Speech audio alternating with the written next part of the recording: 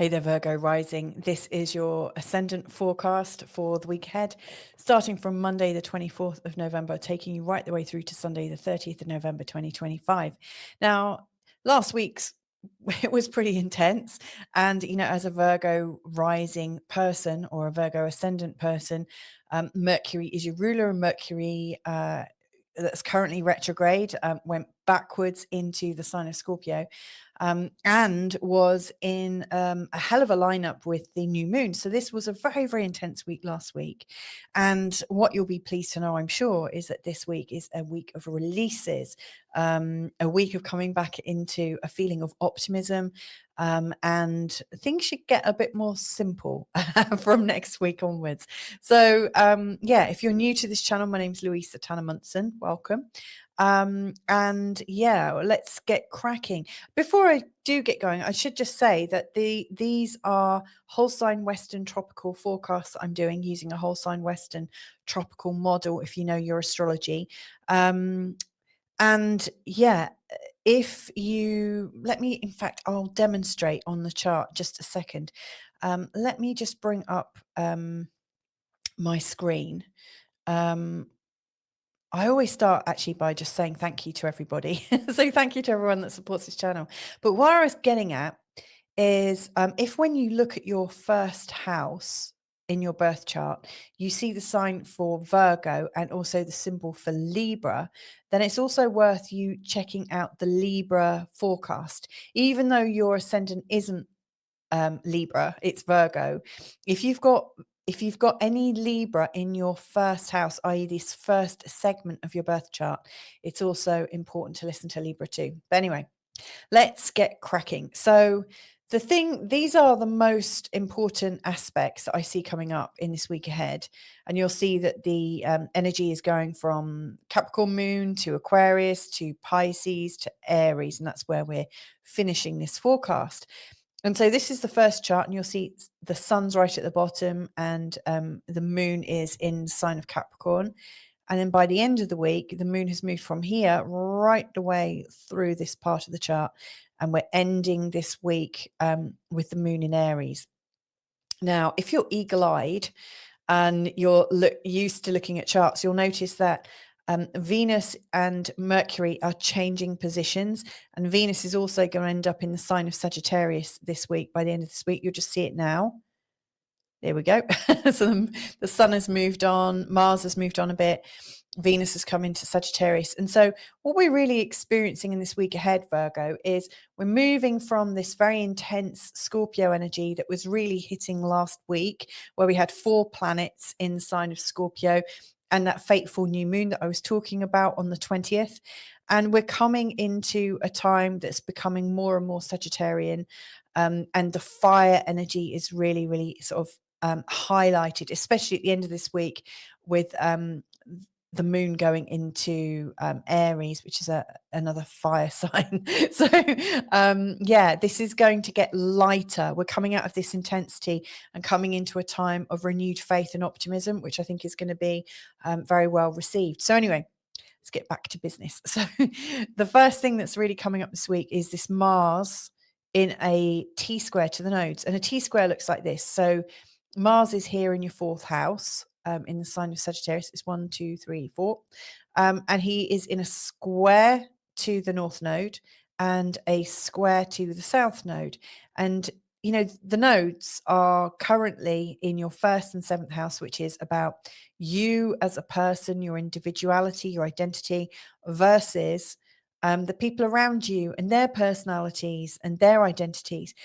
And so really what I see here is Mars, the desire to take action and the desire to move things forwards, and to be quite bold and courageous at home, which is where the 4th house is slightly hampered because of old ideas that you have about yourself that maybe you haven't dropped, but you actually need to drop, versus new ideas that are coming in about you and how you would like to be. In particular, new ideas about you in relationship to other people.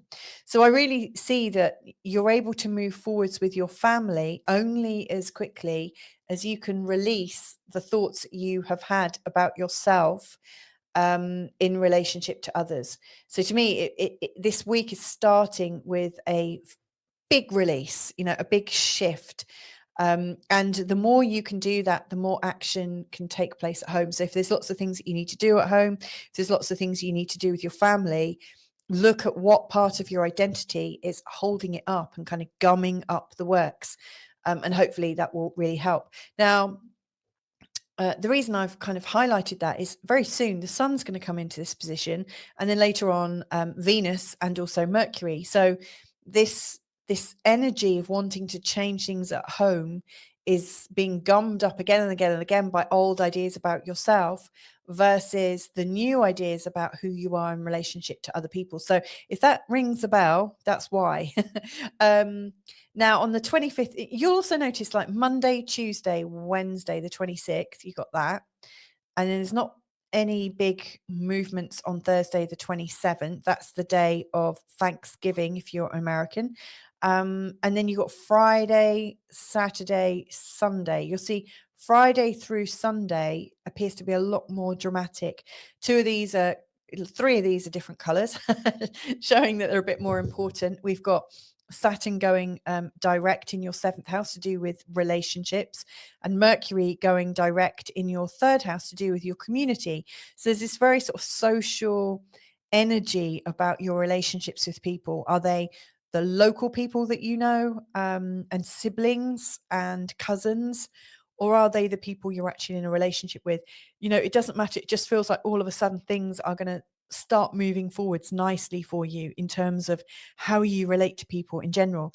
And speaking of how you're relating, Venus, the planet of how you relate to other people, she is making such an impact this week. She's making a conjunction with Mercury, your ruling planet, 2 trines on the 26th, a trine on the 30th, an opposition on the 30th, and then she's changing signs. So, how you are relating to others is absolutely, being redefined right now in this week ahead. And I think it's wonderful. So anyway, back on course. So on the 25th, Tuesday, the 25th, there's this lovely conjunction, i.e. where Mercury and Venus come together in the 3rd house, really showing that there's a new understanding that you have with the people around you, the people local to you, the people you see all the time, the people that you have a normal reality with, that kind of understand where you're coming from. And so this is really helpful. And if there's something holding it up, it's just that you don't quite understand things. There's something that hasn't been uncovered. As you uncover it, all of a sudden the understanding becomes really obvious and you move forwards. Beautiful. Now, following on from that, on the 26th, that's Wednesday, Venus makes a beautiful exact trine with Jupiter and a beautiful exact trine with Saturn. This is in the 3rd house, the 7th, and the 10th. The 11th. So this is your community relationships, your personal relationships, and then your friends and networks. And so this is affecting people of all caliber in your life. This is a lovely feeling of being supported, being appreciated, and being able to be helpful with people all around you. This is to me a Snow White, Mary Poppins kind of energy, or any kind of Disney character that is surrounded by little dwarfs and beautiful animals, and like nature is talking. To me, it just feels like you're at one with the world, and I love that. The 26th is great for that. And then there's Thanksgiving again. If you're American, happy Thanksgiving, by the way. And Friday through Sunday, the 28th, this is when things pick up pace and start to change and transform. You see, we've got the first quarter moon phase starting on the 28th. That's when the moon is exactly in a square to the sun, and it's indicating it's time to move. It's time to take action, not rest on your laurels. It's like, get off your butt, put your shoes on, pull your sleeves up, get ready. And so that's what's coming. And on the same day, Saturn is going direct, in your 7th house. Now, he went into your 7th house in March 2023, sorry. And, he would have brought about a feeling of change in your relationships and possibly some challenge and some restrictions. I mean, it's not all bad, but you might have found that you've really needed to have responsible, reliable people around you. And you might have found that people are more sturdy and possibly a little bit more stubborn. But there could, when Saturn goes through your seventh house, it often creates a bit of an audit in your relationships. You might tire of people not being their word. And you also might have a lot of older people around you. And so whatever is generated and changed since March 2023, I just think you're coming to the end of it now. Whatever lessons you needed to learn, whatever development was going on with you and them, it now feels like you've got the full measure of it and you're moving forwards. And that's a great thing to observe, is that movement forwards. And then on the 29th, with Mercury going forwards in the third house, again, it feels like as your relationships are moving forwards, it means you can move forwards in your community and how you fit in. So that feeling of belonging is back. Whatever you've been re-examining recently, all of a sudden, you know how you fit in, what your purpose is, and it really helps to enhance the sociability. And then we're into Sunday, the 30th, and Venus is coming in. I'll just change my chart to reflect that.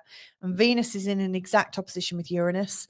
To me, this is an emotional shakeup, an emotional breakthrough. It feels like a turning point in your relationship. So everything that you've been learning about relationships in this week ahead, I think, is coming to a head.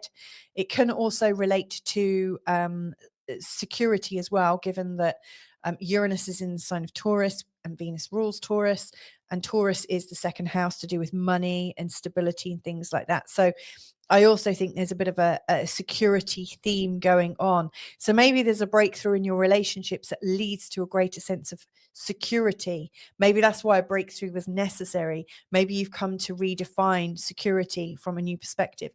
And at the same time, Venus makes an exact trine to Neptune from the third to the seventh house.